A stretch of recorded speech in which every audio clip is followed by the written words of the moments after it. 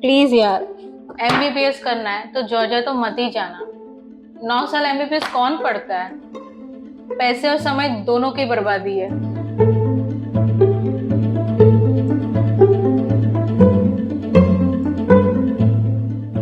काफी ज्यादा स्टूडेंट्स या तो अपने ड्रीम कोर्स या तो अपने फेवरेट स्टडी अब्रॉड डेस्टिनेशन या इन दोनों चीजों के साथ कॉम्प्रोमाइज करते हैं by choosing other option which is not convincing for them.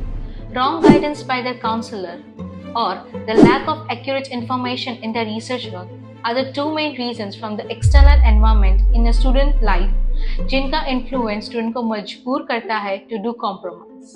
ऐसे ही एक बहुत बड़े मिसगाइडेंस अबाउट क्या जॉर्जिया का एमबीबीएस प्रोग्राम 6 साल का कोर्स है या 9 साल का, इसके बारे में हम आपसे डिटेल में बात करेंगे in our this video which is dedicated to medical aspirant. So let's start.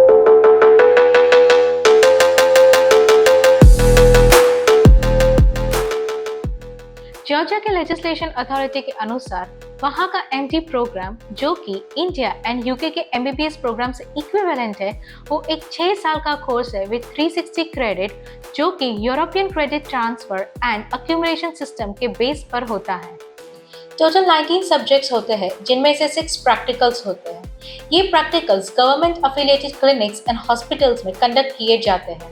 Talking about how this 6-year MBBS program of Georgia is divided into, तो पहले के 5 सालों में स्टूडेंट्स नॉन क्लिनिकल सब्जेक्ट्स यानी बेसिक मेडिकल साइंस पढ़ते हैं and then clinical subjects भी पढ़ते हैं, लेकिन last year is all dedicated to internship. The beautiful part of internship is that जब स्टूडेंट्स इंटर्नशिप करते हैं तो उन्हें एक प्रकार का रिविजन हो जाता है अबाउट दोज क्लिनिकल सब्जेक्ट्स जो उन्होंने अपने पहले 5 सालों में पढ़े होते हैं।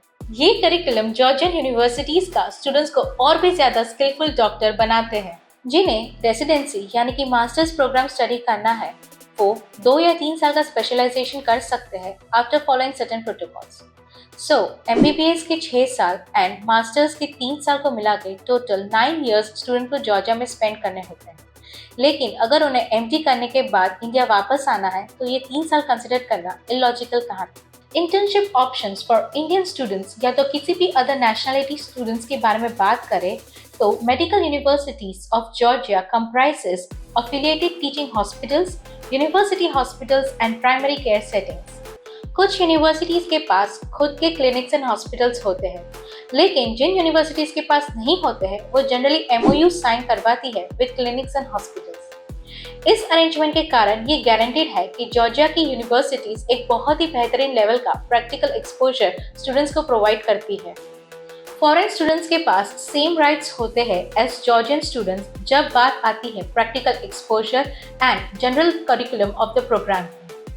जिन स्टूडेंट्स को एक्स्ट्रा क्लिनिकल प्रैक्टिस करनी होती है किसी और क्लिनिक में तो वो HEI एंड क्लिनिक के इंटरनल अग्रीमेंट के थ्रू कर सकते हैं। अगर स्टूडेंट्स लोकल लैंग्वेज सीखते हैं तो it will be better for them to communicate with the patients. इसलिए जॉर्जिया की हर यूनिवर्सिटी में इंटरनेशनल स्टूडेंट्स को जॉर्जियन लैंग्वेज भी पढ़ाई जाती है।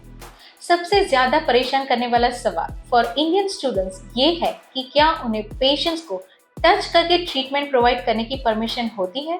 जॉर्जिया के एजुकेशन की एक और खूबी के बारे में बात करें तो वहाँ पर स्टूडेंट्स इंक्लूडिंग फॉरेन स्टूडेंट्स के पास राइट है to do physical examination and certain medical procedures on the patients, but only under the supervision of their instructors and after the permission from the patients according to the law of Georgia on patients' rights.